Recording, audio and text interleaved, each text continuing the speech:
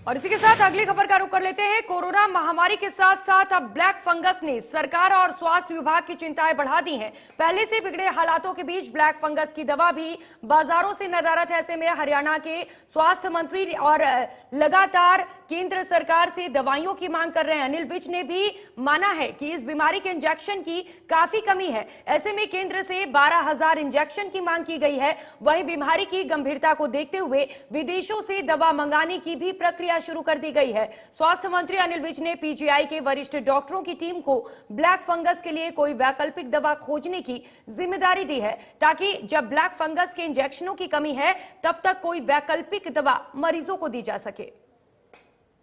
जितने हिंदुस्तान में मिल सक रही है उतने हम हासिल कर रहे हैं।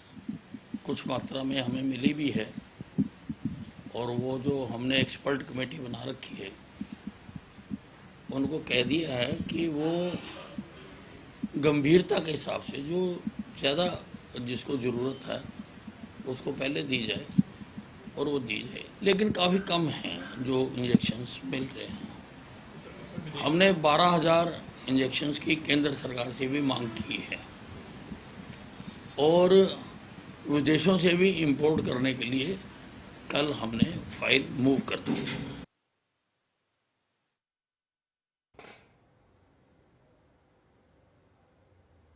रवि जांगड़ा और अमर लगातार हमारे साथ जुड़े हुए, इसी पर और भी ज्यादा जानकारी लेंगे। पीजीआई के वरिष्ठ डॉक्टरों को अब वैकल्पिक दवा खोजने की जिम्मेदारी दे दी गई है, तो रवि अब क्या कुछ तैयारियां डॉक्टरों की ओर से देखने को मिल रही हैं? किस तरीके से खोज के लिए कार्य चल रहे हैं?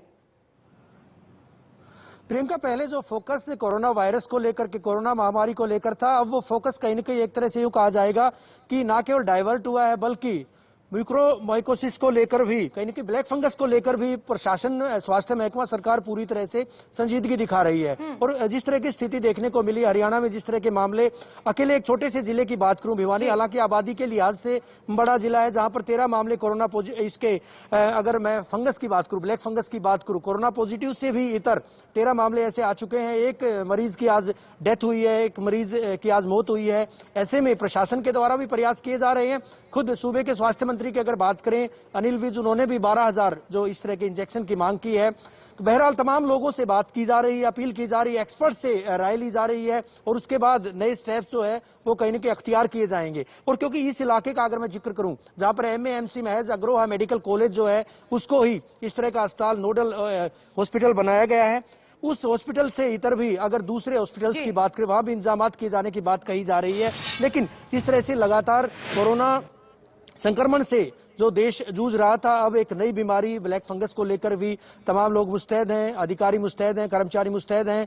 स्वास्थ्य महकमा लगातार इस तरह के कदम उठा रहा है। प्रिकॉशनरी अगर कदमों की बात करूं वो भी उठाए जा रहे हैं, लेकिन सबसे बड़ी बात ये कि सबसे पहले उनको चिन्हित करना होगा। चिन्हित किए जाने के बाद उनको अब हायर इंस्टीट्यूशन में भेजना होगा। उसके बाद ही अगर वहां पर इस तरह की फैसिलिटी मिलती है तो निश्चित तौर पर इस बीमारी पर भी, कोरोना संक्रमण की तरह जो है, कहीं न कहीं उससे भी फाइट किया जा सकेगा, लड़ा जा सकेगा। जी बिल्कुल, चलिए सिरसा से अमर का रुख करेंगे। अमर, सिरसा में क्या कुछ हालात हैं? क्योंकि अब डॉक्टरों को ये जिम्मेदारी दे दी गई है कि वे कोई दवाई ढूंढे, क्योंकि अभी तक इंजेक्शन नहीं आया है।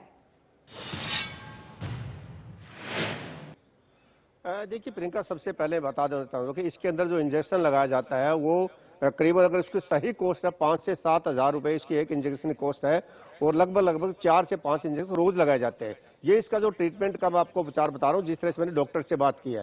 अब जहां तक इंजेक्शन की बात है, यहाँ लोकल अवेलेबल नहीं है, इस वजह से लोगों को बाहर से काफी महंगी कॉस्टों पर लाना पड़ रहा है।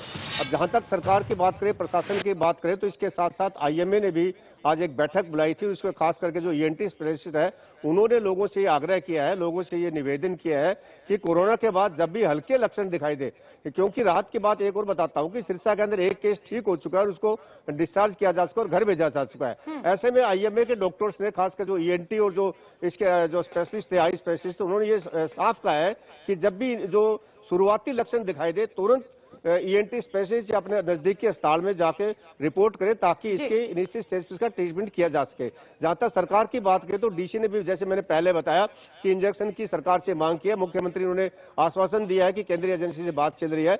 लेकिन सबसे बड़ी बात है कि जो फतेहाबाद, भिवानी और सिरसा और इन हिसार तक के जो यहाँ जो नोडल अग्रवाल मेडिकल कॉलेज अकेला है, वहां उसको अधिकृत किया गया, वहां ये मरीज जो भी आएंगे सिरसा हॉस्पिटल में आते हैं, जहां भी आते हैं उनको रेफर किया जाता था, वहां इसके मौकूल प्रबंध किए जा रहे हैं। इसी प्रबंध को देखते हुए जैसे मैंने बताया कि सिरसा के डीसी आज वहां गए और वहां उनसे बातचीत करेंगे, उनसे पूछेंगे कि सिरसा की तरफ से किस तरह की मदद की जा रही है।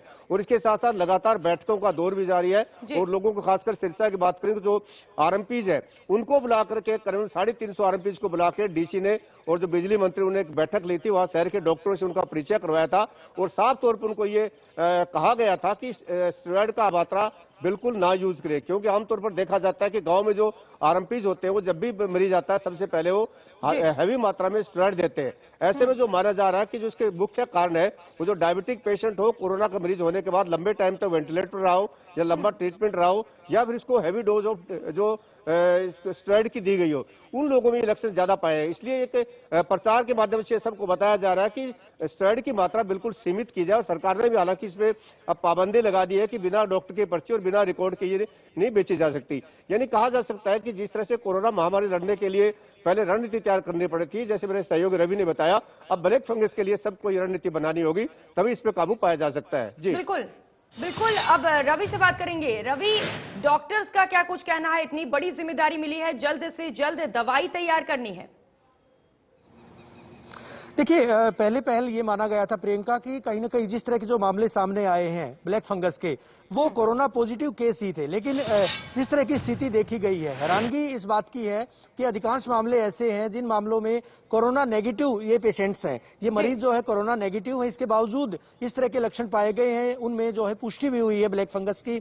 तो बड़ी चुनौती है चिकित्सा विशेषज्ञों के आगे, बड़ी चुनौती प्रशासन के आगे और बड़ी चुनौती सरकार के आगे भी है। बहरहाल क्योंकि जिस तरह की जो स्थिति सामने आई है, इंजेक्शन नहीं मिल पा रहे हैं और क्योंकि अस्पताल ऐसे इस तरह की जो बीमारी है उसमें सेवाएं नहीं प्रदान कर पा रहे हैं, एक नोडल हॉस्पिटल बनाया गया है अग्रोहा में। आसपास के 4-5 जिलों की अगर मैं बात करूं, उसमें ही इस तरह के मरीज, पहले जहां पर कोरोना संक्रमण के मरीज भर्ती किए जा रहे थे, अब ब्लैक फंगस के मरीज उनको एडमिट किया जा रहा है। हालांकि इस तरह के मरीजों की पहचान होने के बाद पहले पहल जो है स्थानीय अस्पतालों में, नागरिक अस्पतालों में रखा जाता है और उसके बाद ENT सर्जन जो है उनको डेप्यूट किया गया है, उनको तैनात किया गया है, वो बाकायदा जांच करेंगे। जांच के बाद जब पुष्टि होती है, पुष्टि के बाद ही उनको रेफर किया जाता है। लेकिन जिस तरह के निर्देश भिवानी प्रशासन के द्वारा या जिला प्रशासन में चरखी दादरी के परिप्रेक्ष्य में बात करूं, रोहतक हिसार की बात करूं, वहां भी इस तरह के निर्देश अभी तक जारी किए गए हैं कि अत्यधिक मात्रा में जो स्टेरॉइड दिया जा रहा था। जी बिल्कुल रवि, एक बड़ी चुनौती है ये प्रशासन के लिए भी और उम्मीद है कि जिस तरीके से सरकार लगातार इस चुनौती के लिए डटी हुई है, जल्द ही इस बीमारी से भी निजात मिल पाएगी। बहुत शुक्रिया रवि अमर आप दोनों का।